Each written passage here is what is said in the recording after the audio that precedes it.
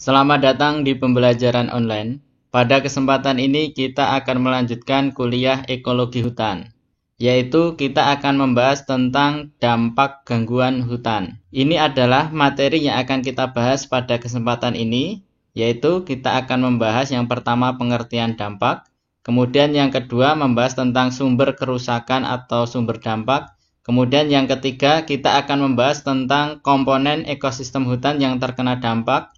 Kemudian yang keempat, karakteristik hutan terganggu. Kemudian yang kelima, kita akan membahas tentang degradasi pada tiap tipe hutan.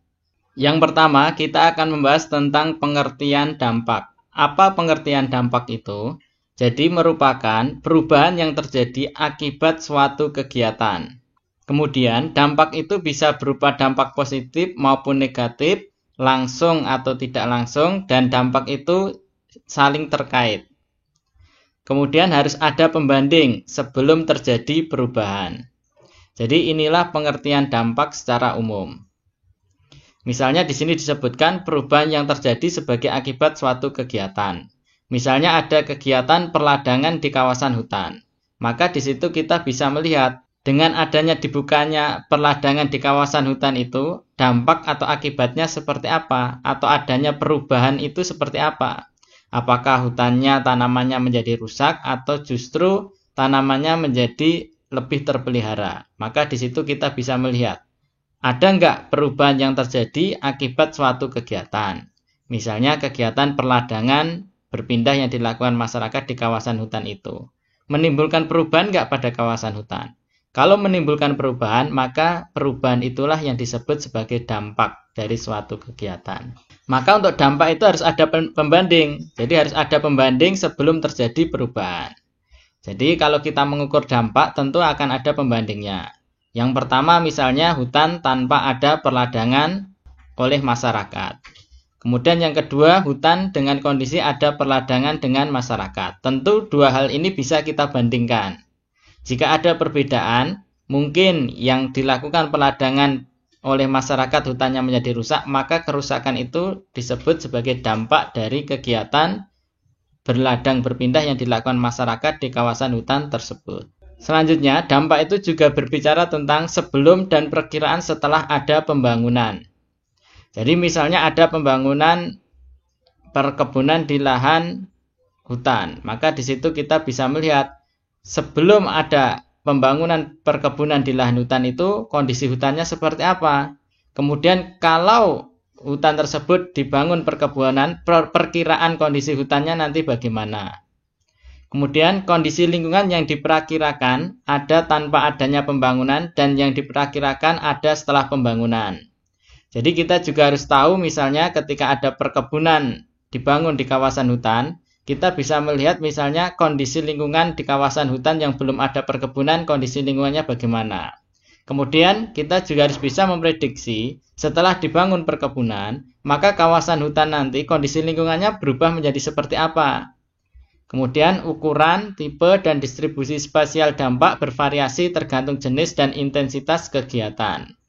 Jadi ukuran atau dampak dari suatu kegiatan itu intensitasnya berbeda. Jadi mungkin dampaknya bisa sangat kecil, besar, atau sangat besar dampaknya terhadap kawasan hutan. Selanjutnya kita akan berbicara mengenai dampak gangguan hutan. Jadi karena ini adalah gangguan terhadap hutan, maka sifat dari dampaknya itu bersifat negatif.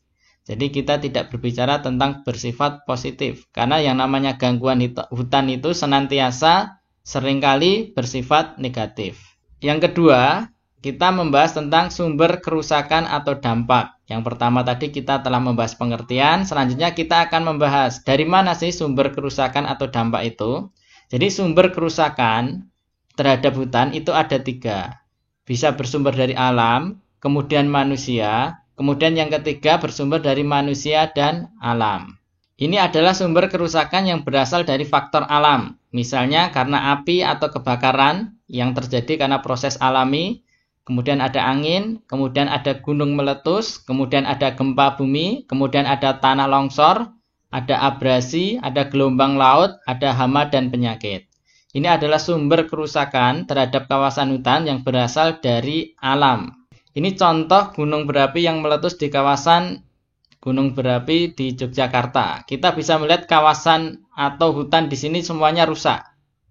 Jadi kita lihat tanamannya rusak, terbakar, kena awan panas.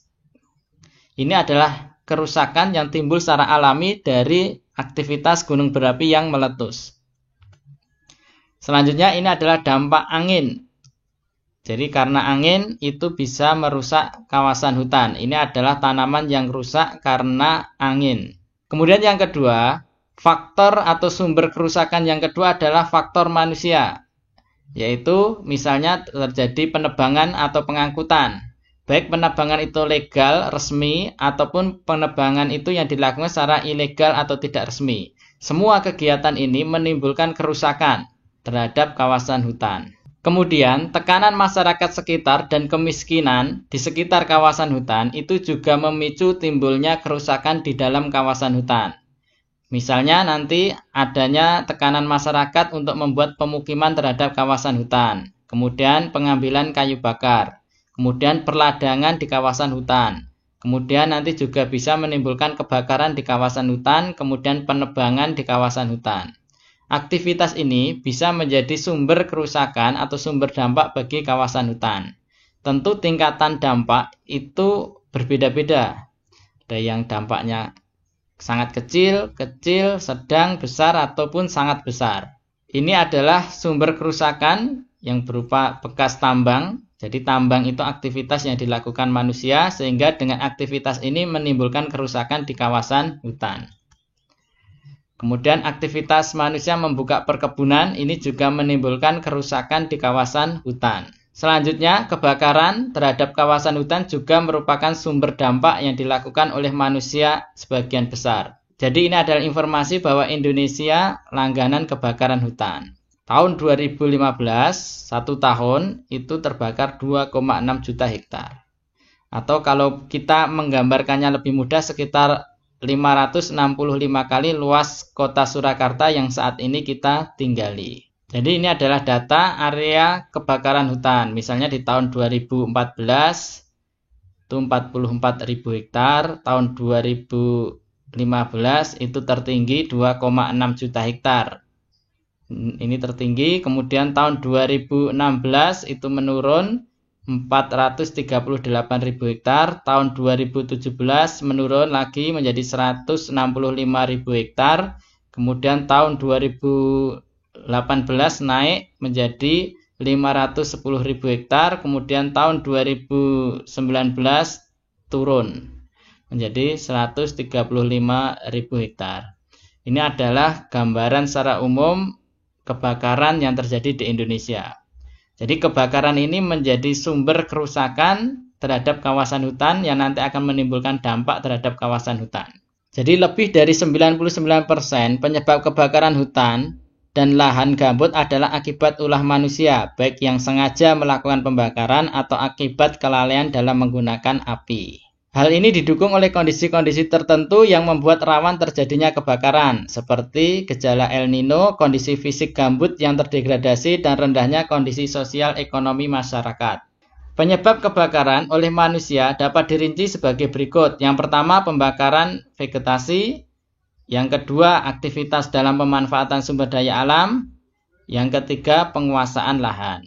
Jadi sumber kebakaran hutan yang berasal dari manusia itu kadang memang dilakukan secara sengaja. Jadi manusia membakar kawasan hutan karena mungkin untuk menguasai lahannya atau untuk memanfaatkan sumber daya alamnya di kawasan hutan tersebut. Cara yang paling mudah dan murah biasanya membakar, maka dibakarlah kawasan hutan tersebut. Namun juga ada, kadang kawasan hutan itu terbakar bukan karena kesengajaan, tapi karena kelalaian.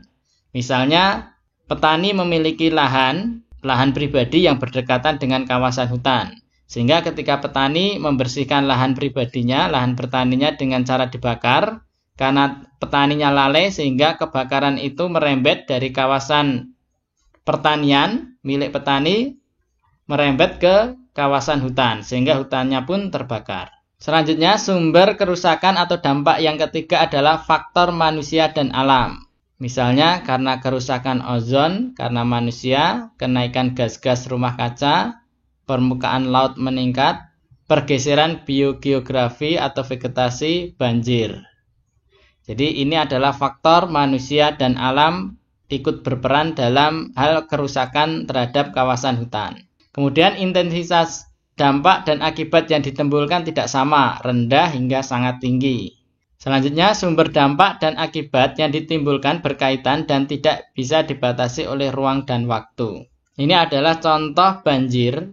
Banjir bandang terjadi di Sumatera Barat. Kita bisa melihat ketika terjadi banjir bandang ini maka akan menimbulkan kerusakan di dalam kawasan hutan atau merusak hutan yang ada di situ. Misalnya di sini kita bisa melihat banyak pohon yang roboh karena diterjang banjir, sehingga kawasan hutannya pun juga ikut rusak. Kemudian ini pun juga terjadi desertifikasi, adalah tipe degradasi lahan di mana lahan yang relatif kering menjadi semakin kering, kehilangan badan air, vegetasi dan juga hewan liar. Jadi ini adalah fenomena karena terjadi pemanasan global ini. Jadi terjadi desertifikasi, daerah yang kering bertambah menjadi semakin kering, semakin gersang, sehingga kehilangan badan airnya, kemudian vegetasinya juga hilang, kemudian hewan liar pun juga hilang. Ini di Afrika, desertifikasi terjadi sekitar 20.000 hektar per tahun. Selanjutnya yang ketiga, kita akan membahas komponen ekosistem hutan yang terkena dampak. Jadi yang terkena dampak dapat kita lihat dari sifat fisik dan kimianya akan berubah, kemudian dari biologinya akan berubah. Misalnya kita melihat ketika kawasan hutan itu terbakar, maka kita akan melihat iklim mikronya pun juga akan berubah. Kemudian kualitas udaranya pun di tempat tersebut juga akan berubah. Hidrologinya juga akan berubah. Dulu misalnya sebelum kawasan tersebut terjadi penebangan atau terjadi kebakaran hutan misalnya, mungkin sumber mata airnya banyak, tapi ketika terjadi penebangan, terjadi penggundulan kawasan hutan, kemudian sumber airnya pun berkurang. Kemudian sifat fisik dan kimia tanahnya juga bisa berubah. Kemudian kualitas airnya juga bisa berubah. Kemudian dari segi biologi darat pun dari vegetasi, kemudian dari satwa liar pun juga akan berubah dengan adanya kerusakan terhadap kawasan hutan tersebut. Kemudian biota perairan pun juga berubah. Satwa airnya pun berubah, plankton, bentos, dan nekton, kemudian biotanahnya pun juga akan berubah. Jadi ini adalah komponen ekosistem yang terkena dampak apabila terjadi gangguan hutan. Vegetasi merupakan komponen utama dan pertama yang terkena dampak. Komponen yang lain merupakan dampak turunan. Ketika terjadi kebakaran hutan, maka ketika terjadi kebakaran hutan, dampak pertama yang terjadi adalah rusaknya vegetasi atau tanaman hutan. Kemudian karena vegetasinya rusak, banyak yang mati dan lain sebagainya, maka komponen lain nanti akan menjadi ikut rusak atau dampak turunan. Misalnya kualitas airnya menurun, siklus hidrologinya berubah, kualitas udaranya berubah. Itu adalah dampak turunan. Sedangkan dampak utamanya ketika terjadi kebakaran hutan itu adalah vegetasinya terbakar atau rusak. Dampak terhadap satu komponen berakibat terhadap komponen yang lain, prinsip ekosistem. Ekosistem bersifat lentur, mempunyai elastisitas. Sifat gangguan yang melebihi daya lenturnya menyebabkan ekosistem yang tidak bisa pulih dengan sendirinya. Jadi sebenarnya ekosistem itu bersifat lentur, elastisitas. Artinya ekosistem hutan, seandainya ekosistem hutan itu rusak, sebenarnya hutan itu mampu memperbaiki dirinya sendiri sehingga hutannya kembali normal. Dengan syarat sumber kerusakannya tidak terlalu besar. Ibarat kita, tubuh kita, kalau kita cuma kulit kita tergores sedikit saja, tentu tubuh kita tidak perlu kita bawa ke rawat inap atau ke rumah sakit, tentu tubuh atau kulit kita bisa kembali sembuh seperti semula secara sendiri. Tapi kalau sumber kerusakannya sudah sangat besar, misalnya ketika terjadi kecelakaan misalnya pada manusia dan tubuhnya rusak 50% misalnya, tentu kita tidak bisa membiarkan tubuh itu menyembuhkan dirinya sendiri. Tentu harus dibawa ke rumah sakit sehingga diberi obat dan lain sebagainya, dilakukan tindakan medis sehingga tubuh bisa sembuh lebih cepat. Tapi kalau tubuh itu hanya lukanya kecil, misalnya tergores sedikit saja, tentu tidak perlu dibawa ke rumah sakit. Tubuh mampu menyembuhkan dirinya sendiri tanpa bantuan obat dan lain-lain.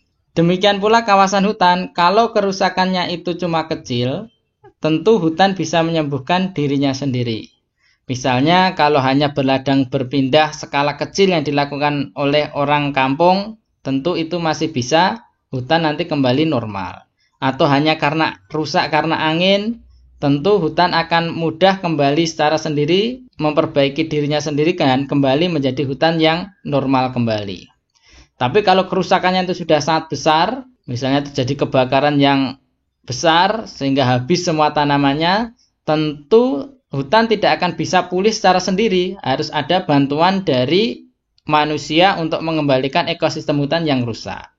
Misalnya dilakukan penanaman bibit pohon dan lain sebagainya. Tentu itu perlu dibantu oleh aktivitas manusia. Selanjutnya yang keempat, kita akan membahas karakteristik hutan yang terganggu. Dengan memahami karakteristik hutan yang terganggu, kita akan paham ketika memasuki kawasan hutan ini terganggu enggak sih? Atau hutan ini mengalami gangguan enggak sih? Maka kita bisa menilai dari karakteristik hutan terganggu ini. Misalnya hutan yang terganggu itu hutan yang terbuka, panas, dan sederhana. Artinya jenisnya itu sedikit, kemudian tersebar luas, jarang dijumpai pada ekosistem dewasa. Kemudian kalau kita lihat kerapatan pohonnya pun juga menurun, artinya pohonnya pun kurang rapat. Kemudian komposisi susunan atau jenisnya juga sederhana, tidak terlalu variatif. Kemudian struktur vertikal dan horizontalnya juga sederhana. Jadi kita tidak akan melihat misalnya lapisan tajuk itu A, B, C, dan D itu tidak akan kita temui mungkin. Karena struktur vertikal dan horizontalnya sederhana. Ini adalah karakteristik dari hutan yang terganggu atau hutan yang terbuka. Selanjutnya, terjadi pengurangan biomasa yang sangat besar di kawasan hutan tersebut. Jadi biomasanya sangat kecil. Itu adalah karakteristik dari hutan yang terganggu. Kemudian yaitu pengurangan potensi atau volume hutan atau kayu. Jadi kita lihat kayunya itu berkurang. Yang kedua, pertumbuhan riap atau produktivitasnya menurun. Artinya mungkin bisa kita bandingkan riap pada tahun ini saat terjadi kebakaran. Kalau kita bandingkan dengan riap pada tahun sebelumnya, maka pada riap pada tahun saat ini setelah terjadi gangguan pasti riapnya akan menurun. Kemudian pemiskinan tanah sementara atau menetap. Jadi tanahnya pun menjadi miskin, unsur hara, itu baik sementara atau menetap. Kemudian nanti juga terjadi pembentukan rumpang-rumpang yang meluas dan terpisah-pisah, dan keragaman jenisnya berkurang. Selanjutnya, curah hujan langsung mencapai permukaan tanah, menyebabkan erosi dan aliran permukaan tanah meningkat. Jadi kalau ada hujan, maka hujan itu akan menimbulkan erosi, kemudian aliran yang mengalir di permukaan tanah pun juga akan besar. Kemudian iklim mikro berubah menyebabkan pertumbuhan anakan terganggu. Jadi ini adalah karakteristik dari hutan yang terganggu. Yang kelima, kita akan membahas tentang degradasi pada tiap tipe hutan. Selanjutnya yang pertama yaitu hutan mangrove. Jadi ini adalah karakteristik hutan mangrove yang telah kita bahas pada kuliah sebelumnya di tipe-tipe ekosistem hutan. Misalnya bersifat halofit, kemudian pohonnya satu stratum dengan zonasi dan jenisnya yang unik. Jadi kalau mangrove hanya satu stratum, tidak ada A, B, C, dan D. Kemudian habitatnya terestrial atau akuatik, kemudian penahan intrusi dan abrasi pantai. Ini karakteristik mangrove. Di hutan mangrove, seringkali sumber kerusakan itu berupa penebangan, kemudian pencemaran dari minyak maupun sampah, kemudian aktivitas tambak oleh petani, kemudian terjadi sedimentasi. Ini adalah sumber kerusakan yang terjadi pada kawasan hutan mangrove. Dampaknya apa? Regenerasinya menjadi susah. Kemudian hutan bekas tebangan tumbuh gulma, holi laut pohon pionir. Kemudian terjadi erosi pantai dan intrusi meningkat. Kemudian mangrove-nya berubah menjadi tanaman nipah. Jadi ini adalah ilustrasi hutan mangrove. Jadi ini adalah aktivitas yang merusak kawasan mangrove yaitu penebangan. Jadi penebangan ini dilakukan oleh masyarakat sekitar mangrove baik untuk kayu bangunan. Jadi ini kayu mangrove itu digunakan untuk kayu bangunan, untuk cor, untuk aktivitas pengecoran, maupun untuk kayu bahan bakar. Baik bahan bakar untuk memasak ataupun bahan bakar sebagai arang. Ini adalah sumber kerusakan yang biasanya terjadi pada hutan mangrove. Kemudian kita beralih ke yang kedua, hutan pantai. Karakteristik hutan pantai yaitu tanahnya kering. Kita bisa melihat biasanya mengandung pasir. Kemudian jenisnya sedikit, habitat penyu, kemudian penjaga pantai. Ini adalah karakteristik hutan pantai. Kemudian sumber kerusakan dari hutan pantai itu biasanya penggalian pasir dan karang. Jadi karena pasirnya itu diambil oleh masyarakat, maka hutannya biasanya rusak. Kemudian aktivitas kebun kelapa, jadi pembangunan kebun kelapa. Kemudian penebangan cemara laut. Kemudian ada gelombang atau longsor. Ini juga sebagai sumber kerusakan terhadap hutan pantai. Kemudian dampak, kalau hutan pantai itu rusak, maka dampaknya biasanya pengikisan pantai. Kemudian kecepatan angin meningkat. Kemudian habitat penyunya juga menurun. Kemudian ekosistem terumbu karangnya menurun. Kemudian tumbuh tanaman pionir. Selanjutnya yang ketiga, kita beralih ke hutan rawa gambut. Jadi karakteristiknya lapisan bahan organiknya tebal. Kemudian pH-nya rendah atau asam biasanya. Kemudian jenis pohonnya juga sedikit, didominasi oleh ukuran tiang, rapat dan kecil. Kemudian regenerasi pohonnya juga sulit, tergenang air dan tanahnya tak subur. Jadi kalau di rawa gambut itu regenerasi pohonnya sulit, seandainya kita melakukan penanaman pun juga sulit. Karena apa? Wilayahnya tergenang air dan tanahnya tidak subur. Kemudian sumber gangguan pada hutan rawa gambut misalnya yaitu karena penebangan, kemudian pertanian pasang surut, kemudian pemanfaatan media gambut, jadi gambutnya itu digali, kemudian diambil, itu juga merusak kawasan hutan rawa gambut. Kemudian gambut sebagai energi, jadi gambutnya diambil untuk energi untuk dibakar, kemudian terjadi kebakaran di lahan gambut, kemudian pembuatan kanal yang berlebihan atau pembuatan sungai yang berlebihan di lahan gambut, itu juga bisa menimbulkan kerusakan pada hutan gambut. Ini adalah ilustrasi kanal yang sangat besar di lahan gambut. Sehingga lahan gambutnya menjadi kering. Airnya menuju sungai semua. Ini kita lihat, ini adalah kanal yang dibuat ini terlalu besar. Sehingga kita lihat di sini itu gambutnya atau tanahnya itu kita lihat kering. Ini kita bisa melihat kanal-kanal ini dibuat terlalu lebar sehingga lahan gambutnya menjadi kering di kanan kirinya. Sehingga ini menjadi sumber kerusakan terhadap hutan gambut. Akibat hutan gambut yang rusak itu misalnya yaitu kerusakan ekosistem gambut sebagai penjaga ekosistem yang lain. Jadi ekosistem gambutnya rusak. Kemudian muncul nanti hutan gelam monokultur. Kemudian nanti akan berubah menjadi hutan sekunder yang banyak adalah muncul rumput teki, mahang, parapat, terentang, pelawan, ini yang muncul. Jadi ini adalah akibat dari hutan rawa gambut yang terganggu atau rusak. Selanjutnya yang kelima, kita akan membicarakan tentang hutan hujan tropis. Karakteristiknya kaya jenis flora dan fauna, nilai komersilnya paling tinggi. Jadi nilai kayunya paling tinggi, kemudian jenis flora dan faunanya paling banyak di hutan hujan tropis. Sumber kerusakan biasanya karena aktivitas penebangan, kemudian perladangan berpindah, kemudian kebakaran hutan, kemudian konversi lahan misalnya dilubah menjadi perkebunan atau tambang dan lain sebagainya. Ini sumber kerusakan yang terjadi pada hutan hujan tropis. Kemudian dampaknya terhadap hutan kalau ada kerusakan tadi, degradasi hutan. Jadi penurunan potensinya menurun, kerapatannya menurun, keragaman jenisnya berkurang, kemudian kelestarian hutannya juga berkurang. Kemudian yang selanjutnya ini adalah dampak penebangan di kawasan hutan tropis, yaitu dalam tanah itu berdampak juga misalnya pemadatan tanah karena digunakan alat berat bulldozer misalnya jalannya menjadi padat sehingga ketika jalan itu menjadi padat maka vegetasi akan sulit tumbuh di situ. Kemudian terjadi erosi dan aliran permukaannya sangat tinggi ketika tanah di hutan tropis itu rusak. Kemudian jumlah serasanya juga menurun akibatnya bahan organiknya menurun. Karena bahan organiknya menurun aktivitas mikroorganismenya pun pasti berkurang. Sehingga kesuburannya menurun, kemudian kehilangan biomasa atau kemudian zat haranya juga berkurang. Ini adalah dampak yang timbul pada tanah akibat kerusakan di hutan hujan tropis. Akibat kerusakan di hutan hujan tropis.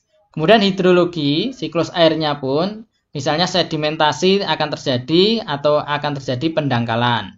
Kemudian fluktuasi debit sungai. Jadi hutan hujan tropis yang rusak, debit sungainya fluktuasinya sangat besar. Artinya apa? Ketika musim hujan, sungainya itu akan terjadi banjir.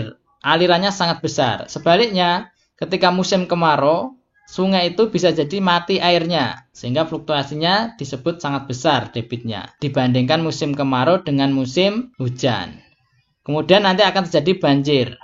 Selanjutnya di kawasan hutan, tumbang pohonnya, kemudian rusak batang, tajuk, dan rusak permukaan. Ini adalah sumber kerusakan, diantaranya penebangan menggunakan alat-alat berat. Ini menggunakan bulldozer. Kita lihat ini jalannya atau tanahnya menjadi padat. Tanah yang padat ini mengakibatkan vegetasi sulit tumbuh di sini. Dan ketika terjadi hujan pun nanti akan terjadi erosi dan aliran permukaan tinggi. Demikian kuliah singkat hari ini, semoga bermanfaat untuk kita semua. Terima kasih.